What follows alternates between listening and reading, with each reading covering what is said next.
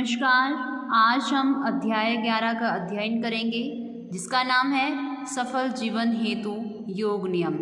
मतलब कि एक जीवन को सफल बनाने के लिए योग के क्या क्या नियम हैं उनके बारे में हम आज पढ़ेंगे। तो अब देखो, इसमें एक वीरेंद्र नामक लड़का है। वो सुबह 5 बजे हुए थे तो वो उठकर तैयार हो रहा था और उसकी माँ जो है रसोई में, जो रसोई घर है वहाँ पर जो दिनचर्या के कार्य थे उनमें लगी हैं।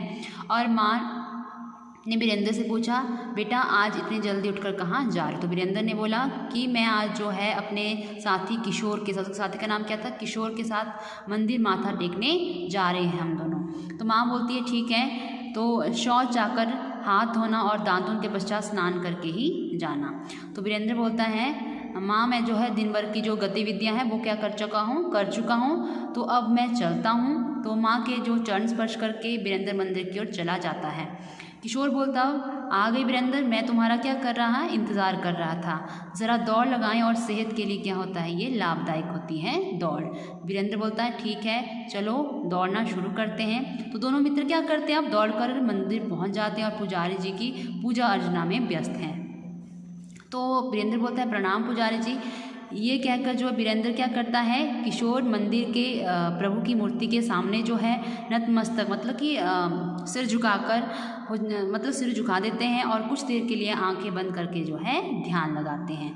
किशोर बोलता है, पुजारी जी आप प्रतिदिन बहुत अच्छा भजन कीर्तन करवाते हैं। आज मैं अपने मित्र वीरेंद्र को साथ में यहाँ पर लाया हूँ, तो यह भी भजन कीर्तन और प्रवचन सुनने का इच्छुक है। तो पुजारी बोलता है बहुत अच्छी बात है किशोर, भजन क्या है, हमारी भारतीय संस्कृति का प्राण है और इससे ही क्या होते हैं, अच्छे संस्कार और श्रेष्ठ गुण में प्राप्त होते हैं।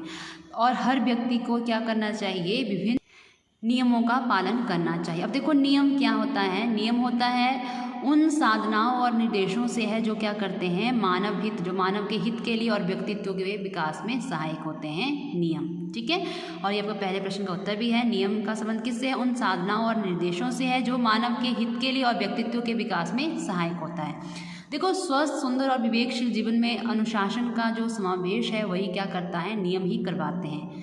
और स्वस्थ और सुंदर समाज के लिए आपको क्या करना होगा, इन नियमों के बारे में जो है जानना चाहिए। तो देखो नियम क्या क्या है, पुजारी जी, किशोर ने कहा, पुजारी जी ने बोला।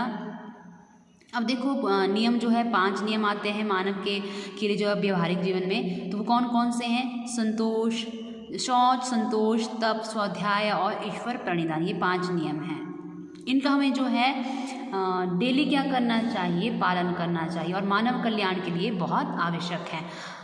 अन्यथा इससे क्या होता है, यह जीवन सफल और दुखद नहीं बन सकता। अगर हम इनका नियमों का अपने जीवन में अपनाएंगे तो इससे हमारा जीवन है वो सफल होगा और सुखद, मतलब कि सुखद रहेगा। अगर हम इनका नहीं करेंगे तो हमारा जो जीवन है वो दुखमय रहेगा।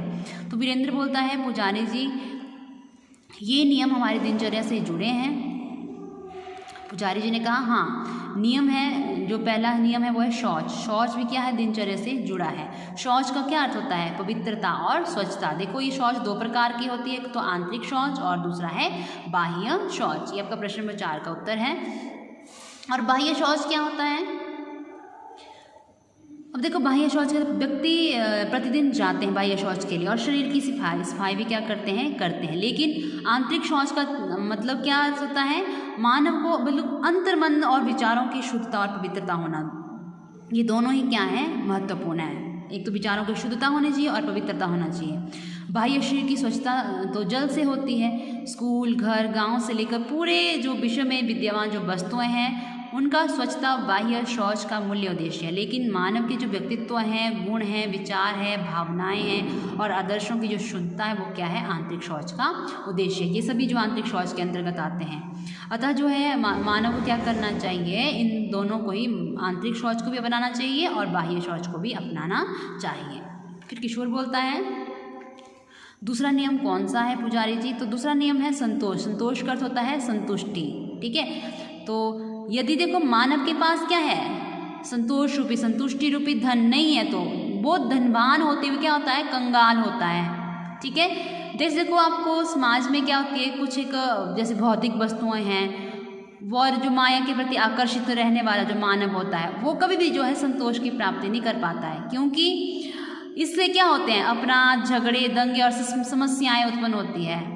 यदि हमारे पास क्या है, नियंत्रण कर, अगर हम मानव क्या कर रहे हैं, नियंत्रण कर सके और इच्छाओं को भी क्या करते हुए, नियंत्रित करते हुए जो है, जो उसकी सब मतलब कि उपलब्ध, मतलब कि उसके ज़रूरतों की चीज़ें हैं, ठीक है, वही उन्हीं का उपयोग करे और वर्तमान स्थिति में जो है संतोष प्राप्ति करे, तो उसका क्या होता है, कल्याण निश्चित होता है। ठीक है, तो मतलब कि हमें जिस चीज़ की ज़रूरत होती है हमें उसी चीज़ में सेटिस्फाई रहना चाहिए। जैसे अगर आपको कोई, जैसे मतलब कि आप किसी की देखा, उसने इतने का पहना तो मैं भी इतने का पहनूंगा, ये चीज़ नहीं करनी चाहिए। हमें जो वस्तु हमारे पास है उसी में हमें संतुष्ट रहना चाहिए। तो ये आपके प्रश्न नंबर 3 का उत्तर भी है। फिर वीरेंद्र बोलता है, पुजारी जी आपने तप के बारे में हमें नहीं बताया है, कि कृपया तप के बारे में भी हमें बताएं। तो अब देखो तप क्या होता है। तप होता है मतलब कि अपनी इच्छा से गर्मी, सर्दी, भूख, प्यास, कष्ट आदि इन सबको सहन करके जो है, जो सार्थक उद्देश्य है उसकी प्राप्ति का नित्य प्रयास करना ही क्या कहलाता है, तप कहलाता है। ठीक है, अपनी मतलब कि अपनी इच्छा अनुसार, चाहे सर्दी हो या गर्मी हो, हमें भूख लग रही है, प्यास लग रही है, कष्ट आदि हम उनका क्या करते हैं, मतलब कि सहन करने के किसी उद्देश्य के लिए। जैसे हम पढ़ाई कर रहे हैं, मानो आप, ठीक है, तो वो पढ़ाई करेंगे आप, तो उसके लिए देखो, अगर आपका उद्देश्य है कि मैंने कुछ चीज़ बनना है, तो आप देखते हैं उस वक्त की, जब आप स्टडी करते हैं ना, आप गर्मी को देखते हैं, ना सर्दी को देखते हैं, ना भूख देखते हैं, ना प्यास देखते हैं, ना कष्ट दिखता है, देखते हैं उस टाइम आप। ठीक है, तो इन सभी का जो है नित्य प्रयास करना ही क्या कहलाता है, तप कहलाता है। जैसे व्यापक अर्थों में हम कह सकते हैं कि सहजता और सरलता एवं सहज जीवन यापन करना ही क्या कहलाता है, तप कहलाता है। और तप से देखो, सहनशीलता से ही तप क्या होता है, संभव है। मानव की जो परिस्थितियां हैं ना, उसके अनुरूप ढले और सहज जो सुख और दुख है उसको स्वीकार करके ही मानव क्या बनता है, तपस्वी वो कहलाता है। फिर उस मानव को, ठीक है, वही मानव क्या कहलाता है, तपस्वी कहलाता है। और तो तप सामाजिक सामंजस्य का मूल है। बिना तप के जो है, अगर हम तप नहीं करेंगे तो उसके बिना आध्यात्मिक और सामाजिक उन्नति भी संभव नहीं है। इसलिए हर मनुष्य को क्या करना चाहिए, तप करना चाहिए। और प्रभु को मतलब भगवान के ध्यान के लिए तो जो है तप सबसे श्रेयस्कर है, सबसे उत्तम है। तो किशोर बोलता है, अब सत्य कहा पुजारी जी, अब आप स्वाध्याय के बारे में जानकारी दें। अब पुजारी बोलता है, इसके लिए आपको क्या करना होगा, ये प्रतीत ही होगा कि स्वाध्याय का अर्थ है ज्ञान अर्जन करना, मतलब ज्ञान अर्जित करना। लेकिन एक सीमित अर्थ नहीं है ये वाला, ये क्या एक विस्तृत अर्थ है स्वाध्याय का। स्वाध्याय का होता है कि एक और पाठ्य पुस्तक, उत्तम धार्मिक और हितकारी पुस्तकों व सामग्री का अध्ययन करना ज्ञान अर्जन करता है। वही दूसरी ओर आत्मावलोकन और आत्मालोचन भी स्वाध्याय कहलाता है। मतलब कि अपने आप का अवलोकन करते हैं, हम अपनी आलोचना करते हैं कि ये कैसे हुई, क्यों हुई, मुझ में क्या कमियां रह गई हैं। ठीक है, और व्यक्ति अपनी कमियों की समीक्षा करते हैं, जब वो क्या करता है, अपने कमियां निकालता है, तो इनको दूर करने का क्या करता है, वो प्रयास करें। यही क्या कहलाता है, स्वाध्याय का उद्देश्य है। और ज्ञानार्जन की जो पर्याप्त नहीं है, ज्ञानार्जन ही क्या है, प्राप्त नहीं है, अपितु बल्कि क्या है, ये ज्ञान का जो है विश्व कल्याण के लिए व्यावहारिक प्रेरणा उससे भी महत्वपूर्ण है। तो वीरेंद्र बोलता है, पुजारी जी आप ईश्वर का भी बड़ा ध्यान करते हैं, ईश्वर के चरणों में आपने अपना जीवन समर्पित किया है, क्या यह भी कोई नियम है? तो पुजारी बोलता है, बेटा देखो, मानव हर जो मनुष्य है वो क्या करता है, प्रभु का ही अंश है सब, ठीक है, जो भी मनुष्य है। और ईश्वर प्रणिधान एक ऐसा नियम है जो क्या करता है, मानव जीवन को जो है सफल और सार्थक बनाता है। ठीक है, कौन बनाता है मानव जीवन को सफल और सार्थक? ईश्वर प्रणिधान। ईश्वर प्रणिधान का अर्थ होता है ईश्वर के प्रति समर्पण। ठीक है, ईश्वर प्रणिधान का क्या अर्थ हुआ, ईश्वर के प्रति समर्पण। देखो, आप ईश्वर के प्रति स्वयं को समर्पित करें या उसके लिए आपको उत्तम होगा, यही क्या होगा, आपके लिए उत्तम होगा। जब हम क्या करते हैं, ईश्वर से जो ऐश्वर्य या यश सांसारिक वस्तुओं के लिए उसका धन्यवाद करें, ना कि इन पर अहंकार करना चाहिए कि मैं ऐसा हूँ, मैं वैसा हूँ, और मैं की जगह हर जगह मैं श्रेष्ठ हूँ की प्रवृत्ति, ये भी क्या है, अहंकार है। हाँ भाई, सब कुछ मैं ही हूँ। ठीक है, ये क्या अहंकार है। तो आपने याद रखना है कि अहंकार ही जो है, जो मनुष्य का शरीर है, मनुष्य को ईश्वर अवश्य अनुभव करवाते हैं। कि वो क्या है, जगत में उसकी कृपा के बिना कुछ भी नहीं है। ईश्वर के लिए अपने सामर्थ्य के अनुसार ही क्या करना चाहिए, हमें कार्य करना चाहिए।